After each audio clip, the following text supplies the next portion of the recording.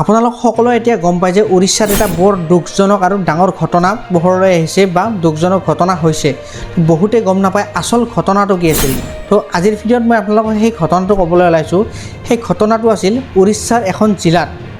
উৰিষ্যাৰ এখন জিলাত এজন ব্যক্তি আছিল।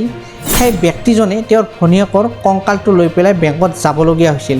কি কাৰণে যাবলগীয়া হৈছিল মই আপোনাক এতিয়া কৈ আছোঁ। তো তেওঁৰ এজন ভনীয়েক আছিল। ভনীয়েকৰ 2 মাহ আগত মৃত্যু হৈছিল, ঠিক আছে। তো মৃত্যু হোৱাৰ আগত তেওঁৰ ভনীয়েকে তেওঁক কৈছিল যে তেওঁৰ একাউণ্টত 19,300 টকা আছে। তো সেইখিনি টকা তেওঁ উলিয়াবলৈ কৈছিল। আৰু সেই ভনীয়েকৰ তেওঁৰ হাজবেণ্ড আছিল আৰু পুত্ৰ আছিল। তেওঁলোকৰ কিন্তু আগতেই মৃত্যু হৈছিল। তাৰপিছত মৃত্যু হোৱাৰ পিছত এই ভনীয়েকজন তেওঁৰ ভায়েকৰ লগতে থাকিছিল। তাৰপিছত 2 মাহ আগত সেই ভনীয়েকৰ মৃত্যু হৈছিল। মৃত্যু হোৱাৰ পিছত ভায়েকে তেওঁৰ একাউণ্টৰ টকাখিনি উলিয়াবলৈ গৈছিল। তেওঁ আছিল এজন আদিবাসী লোক আৰু আদিবাসী লোক হিচাপে তেওঁৰ ভনীয়েকৰ মৃত্যুৰ পিছত তেওঁক কবৰ দিয়া হৈছিল ৰীতি নীতি অনুসৰি। আদিবাসী মানুহৰ যিটো ৰীতি নীতি অনুসৰি সেই ৰীতি নীতি অনুসৰি তেওঁৰ ভনীয়েকক কবৰ দিয়া হৈছিল।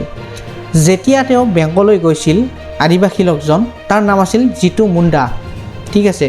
যেতিয়া তেওঁ বেংকলৈ গৈছিল, বেংক কৰ্মচাৰীক তেওঁ কৈছিল যে মোৰ ভনীৰ 19,300 টকা একাউণ্টত আছে, আপোনালোকে মোক উলিয়াই দিয়ক।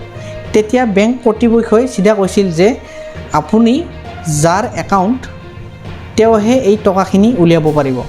তাৰপিছত জিতু মুণ্ডাই কৈছিল যে মোৰ ভনীৰ বা মোৰ ভণ্টিৰ 2 মাহ আগতেই মৃত্যু হৈছে, তেওঁ এতিয়া নাই।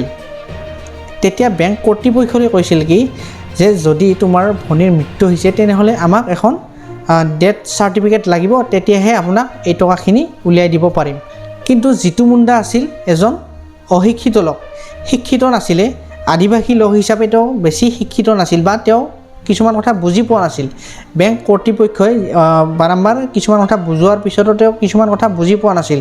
তাৰ ফলত কি কৰিলে, কিছু সময় পিছত ভনীয়েকে য'ত ভনীয়েকক কবৰ দিছিলে সেই কবৰটো খান্দি পেলাই সেই ভনীয়েকক তেওঁ কংকালটো লৈ আনিছিল।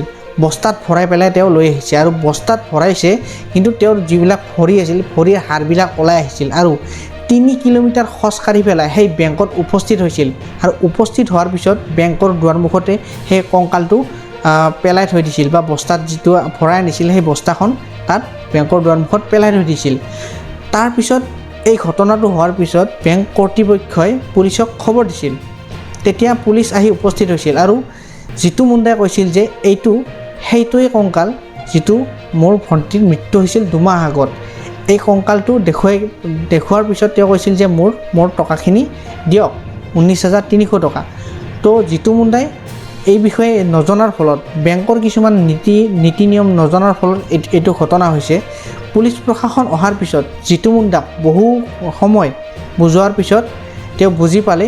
তাৰপিছত যিটো কংকাল আছিলে সেইটো আৰু পুনৰ নতুনকৈ কবৰ দিয়া হৈছিলে। এতিয়া কথাটো হ'ল বেংক কৰ্তৃপক্ষৰ দোষ আছিল নে জিতু মুণ্ডাৰ দোষ আছিল? যদি আমি এফালেদি চাবলৈ যাওঁ, বেংক অনুসৰি যিটো ডকুমেণ্ট হিচাপে আমি ডকুমেণ্টাৰী হিচাপে যদি চাবলৈ যাওঁ, বেংক হিচাপত ঠিকে আছে। যিহেতু কোনো ডকুমেণ্ট নোহোৱাকৈ, কোনো প্ৰুফ নোহোৱাকৈ এজনৰ টকা এজনক দিয়াটো কোনোপধ্যে এইটো দিব নোৱাৰে বেংক কৰ্তৃপক্ষই। যদি দিয়ে ডকুমেণ্ট নোহোৱাকৈ যদি আনৰ পইচা আনক দিয়ে তেনেহ'লে তেওঁলোকে ফাঁচি মৰিব। হয়তো এইটো কথা জিতু মুণ্ডাই বুজি নাপালে, ঠিক আছে। ডকুমেণ্ট হিচাপে যদি আমি কাগজে পাতিয়ে চাবলৈ যাওঁ এইটো কথা বেংক কৰ্তৃপক্ষ ঠিক আছে। আৰু জিতু মুণ্ডা যিহেতু এজন অশিক্ষিত লোক আছিল, আদিবাসী লোক আছিল, তেওঁৰ মতে ঠিক আছে, তেওঁৰ মতে ঠিক আছে মানে আমি ডকুমেণ্ট হিচাপে চাবলৈ তেওঁ ভুল। কিন্তু তেওঁ যিহেতু বাৰ্থ চাৰ্টিফিকেট কি, ডেথ চাৰ্টিফিকেট কি সেইবিলাক একোৱেই নাজানে, যে তেওঁলোকৰ পইচা থৈছে, তেওঁৰ পইচাটো উভতাই দিব লাগে, তেওঁ সেইটোহে জানিছিলে। এইকাৰণেই এই প্ৰব্লেমটো হৈছে। একফালেদি আপোনাৰ যিটো বেংক আছিলে সেই বেংকৰ মতে ঠিকেই আছে ডকুমেণ্ট হিচাপে আমি যদি চাবলৈ যাওঁ, আৰু ডকুমেণ্ট হিচাপে চাবলৈ গ'লে জিতু মুণ্ডা তেওঁ সম্পূৰ্ণ ভুল আছিল। তো এতিয়া মেইন প্ৰব্লেমটো হ'ল যে আমাৰ পইচাবিলাক আমি বেংকত থৈছোঁ, ঠিক আছে, কিন্তু বেংকৰ পৰা আমি পইচাবিলাক উলিয়াওঁতে বহু কিছুমান কাগজ পাতিৰ দৰকাৰ কিয় হৈ আছে মই বুজি পোৱা নাই। যিটো যদি মই টকাবিলাক থৈছোঁ, মই উঠাব গ'লে সেই টকাখিনি কেতিয়াবা আধাৰ কাৰ্ড খোজে, কেতিয়াবা পান কাৰ্ড খোজে, কেতিয়াবা KYC লগা হয়। বোলে এইখিনি ডকুমেণ্ট কিয় লগা হয় মই বুজিব নোৱাৰোঁ। KYC মানে হ'ল ন' ইয়ৰ কাষ্টমাৰ। তেওঁলোকে ন' ইয়ৰ কাষ্টমাৰ তেওঁলোকে একাউণ্ট খোলোতেই পান কাৰ্ড আৰু আধাৰ কাৰ্ড দিব লাগে, ঠিক আছে। পান কাৰ্ড আধাৰ কাৰ্ড যেতিয়া একাউণ্ট খোলোঁ তাত আমি পান কাৰ্ড আৰু আধাৰ কাৰ্ড তেওঁলোকক দিওঁৱেই, কিন্তু তেওঁলোকে আৰু মাজে মাজে কিয় খুজি থাকে এইটো ক'ব নোৱাৰোঁ। এইটো নিয়ম তেওঁলোকে বন্ধ কৰিব লাগে। পান কাৰ্ড আধাৰ কাৰ্ড KYC যেতিয়া নিজে বেংকত টকাবোৰ উলিয়াব যায় বা আমি আমাৰ পইচাবোৰ যেতিয়া বেংকত থওঁ আৰু আমি নিজে উলিয়াব যাওঁ, তেতিয়া তেওঁলোকে KYC নাথাকিলেও বা যি হ'লেও যি নহ'লেও তেওঁলোকে ব্যক্তিজনক চিনাক্ত কৰি পেলাই সেই টকাটো যেন দিয়াৰ চেষ্টা কৰে বা এইটো এটা নিয়ম ওলাব লাগে, যাতে যদি মোৰ পইচা মই একাউণ্টত থ'বলৈ যাওঁ, KYC থাকিলেও আধাৰ কাৰ্ড থাকিলেও পান কাৰ্ড নহ'লেও সেই টকাখিনি দিয়াৰ ব্যৱস্থাটো কৰিব লাগে। গতিকে এইখিনিয়ে আজিৰ ভিডিঅ'টো এইখিনিয়ে আছিল। যদি ভিডিঅ'টো ভাল পালে লাইক এটা কৰি দিব। যদি চেনেলটোলৈ প্ৰথমবাৰৰ কাৰণে আহিছিলে তেনে মোৰ চেনেলটো আপোনালোকে ছাবস্ক্ৰাইব কৰিবলৈ নাপাহৰিব। ধন্যবাদ।